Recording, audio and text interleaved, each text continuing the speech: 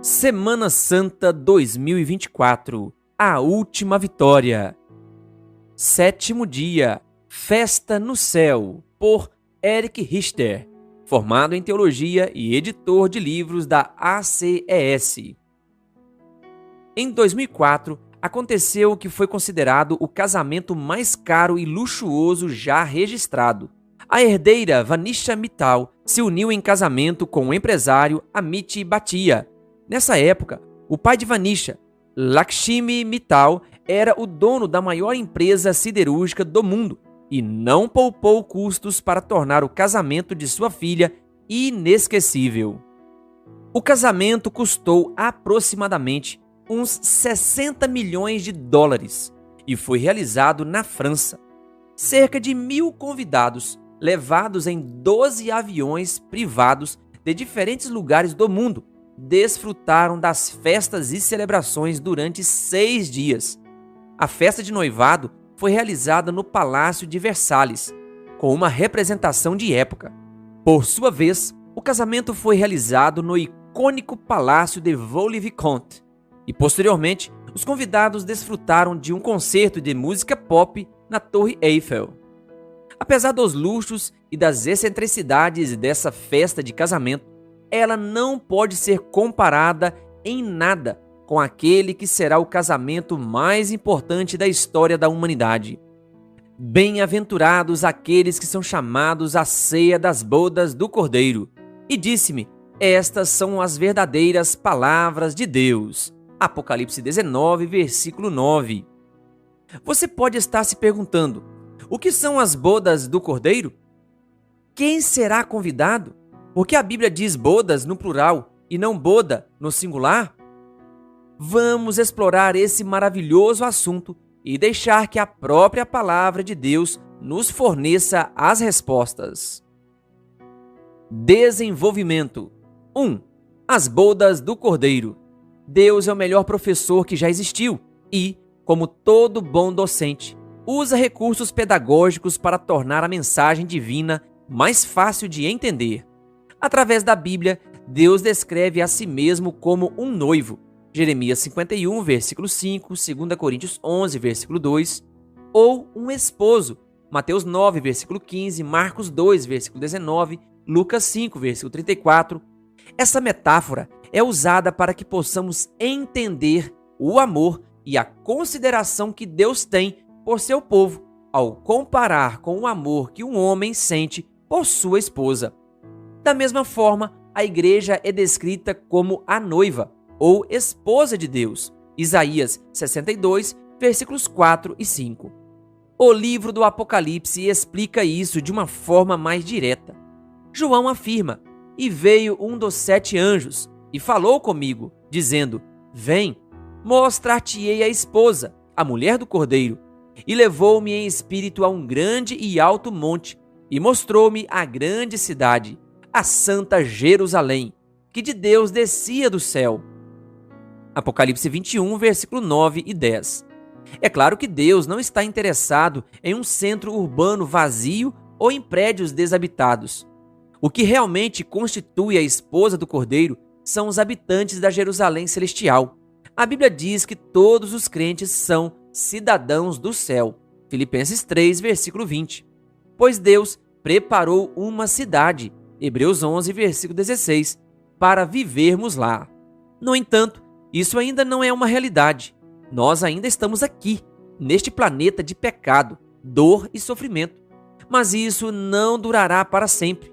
Jesus prometeu em João 14, versículos 2 e 3, pois vou preparar-vos lugar, e, se eu for e vos preparar lugar, virei outra vez, e vos levarei para mim mesmo, para que, onde eu estiver, estejais vós também.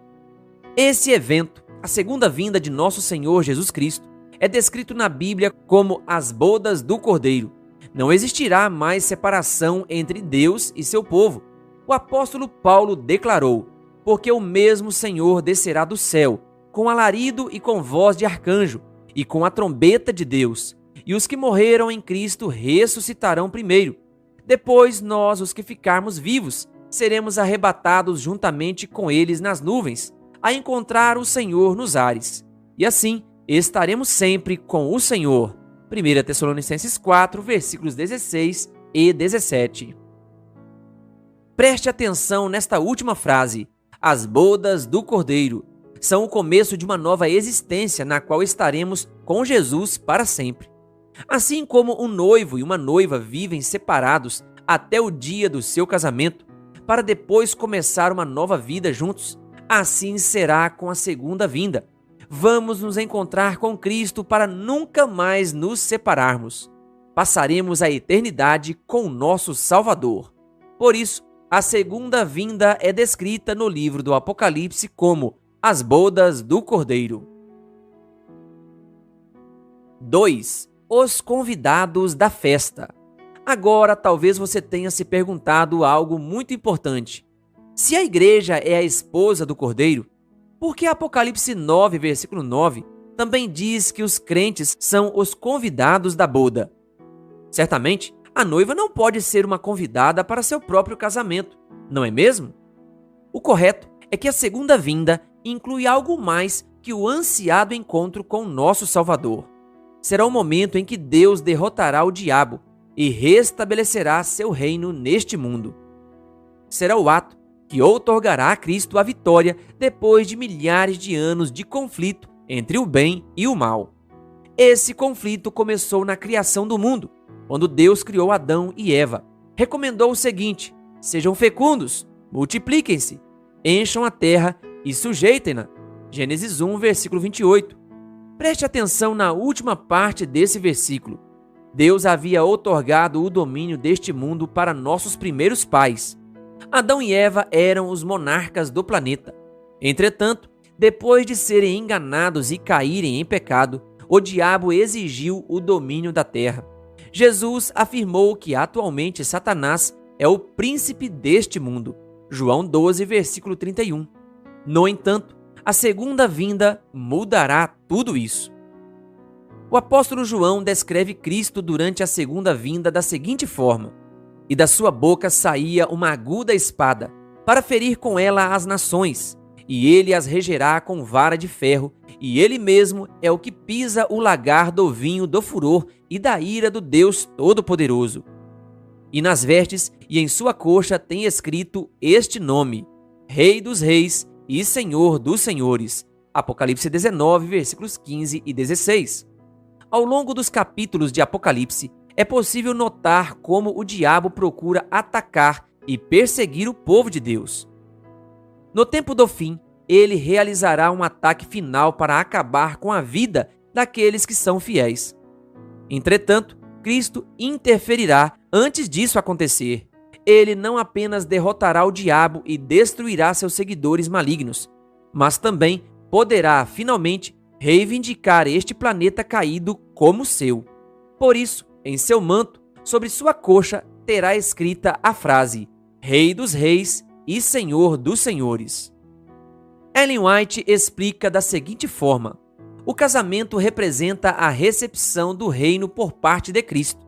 Tendo recebido o reino, ele virá em glória, como Rei dos Reis e Senhor dos Senhores, para a redenção de seu povo, que deve assentar-se com Abraão, Isaque e Jacó à sua mesa, em seu reino. Mateus 8, versículo 11, Lucas 22, versículo 30, a fim de participar da ceia das bodas do Cordeiro. O Grande Conflito, página 426. Essa festa cósmica, as bodas do Cordeiro, será vista por um grupo seleto de pessoas. Jesus usou duas parábolas para descrever os convidados do casamento.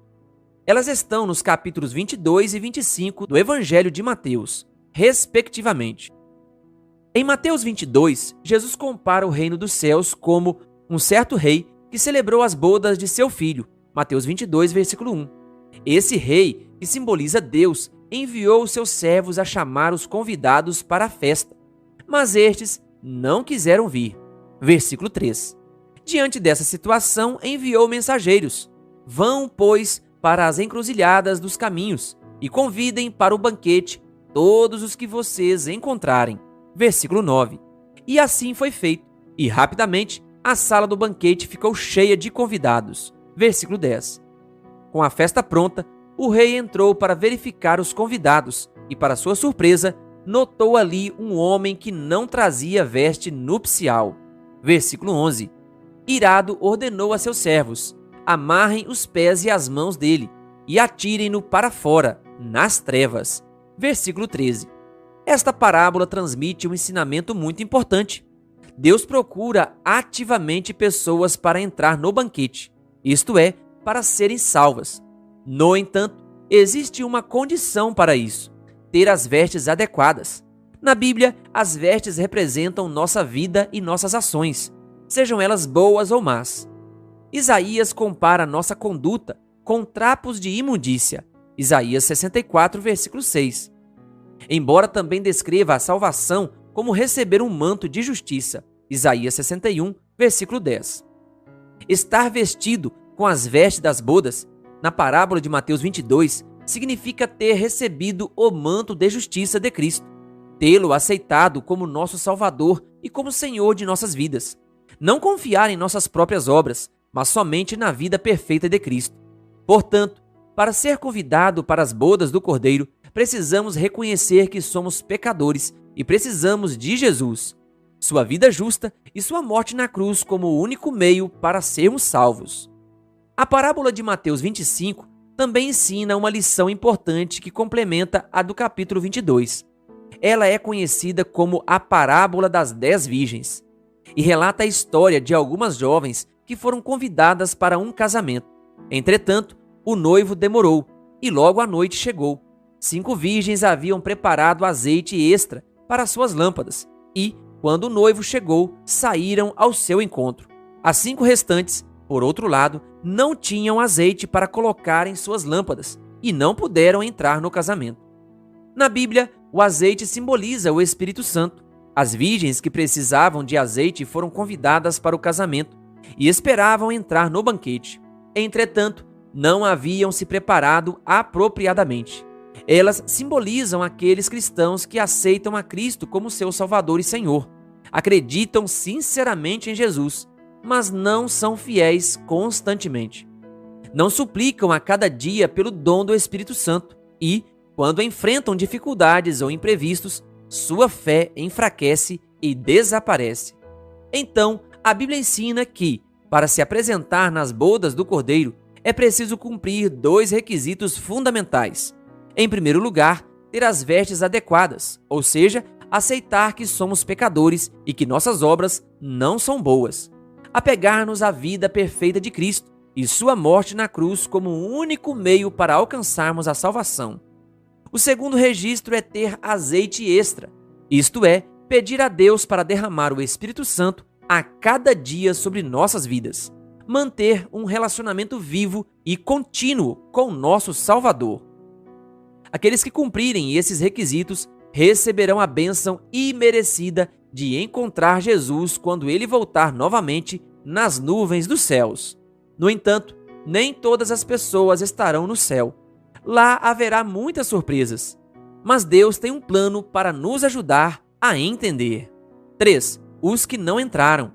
Imagine por um instante quando Estevão, o diácono da igreja apostólica que foi martirizado, entrar no céu. Entre as pessoas que ele verá, ali estará Paulo, que contribuiu para o seu apedrejamento. Atos 7, versículos 54 a 60. Atos 8, versículo 1.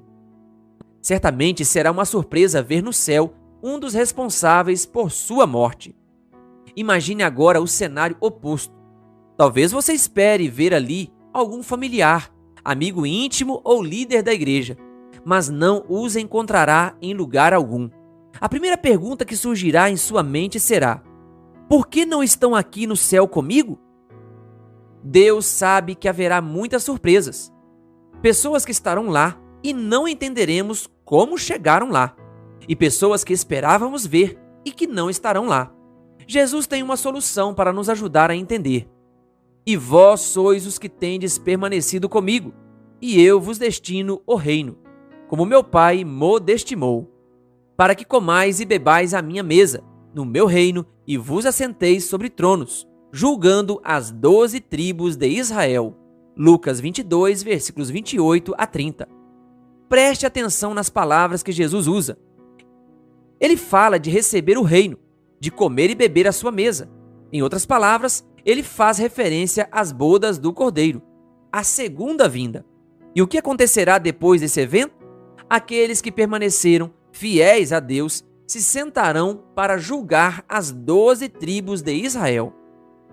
Após a segunda vinda, começará um período de 1000 anos. Durante esse tempo, a terra estará vazia de vida humana. Os santos terão sido levados para o céu e os ímpios destruídos. Somente o diabo e seus demônios estarão amarrados ali. Apocalipse 20, versículo 13. Durante esse tempo, os salvos terão a oportunidade de julgar, ou, em outras palavras, conferir a vida daqueles que se diziam cristãos, mas mantinham pecados ocultos ou não eram realmente convertidos. Pessoas que esperaríamos encontrar no céu, mas que não estarão lá. Deus nos dará um período de 1000 anos para tirar todas as dúvidas que possam surgir em nossas mentes, para que possamos ver a vida e as ações de cada pessoa, para termos a certeza de que, se uma pessoa não entrou no céu, é porque não aceitou o dom da salvação e recusou os constantes convites de Deus. Conclusão: não sabemos exatamente quando, mas temos certeza de que acontecerá em breve. Jesus voltará novamente e será a maior festa de todos os tempos, a festa da salvação, as bodas do Cordeiro. A Bíblia ensina que existe somente 2 requisitos para entrar na festa. O primeiro é reconhecer que somos pecadores e aceitar Jesus como nosso único Salvador. Somente nos amparando em seu sacrifício na cruz, poderemos ser aceitos diante de Deus. O segundo requisito é permanecer nele, pedir a Deus a cada dia o Espírito Santo e ser transformados à semelhança de Cristo. Quando Jesus voltar, poderemos ter algumas surpresas sobre as pessoas que estarão no céu, assim como as que não estarão. Mas ele nos dará tempo mais do que suficiente para esclarecer nossas dúvidas e nos recuperar das perdas que sofremos.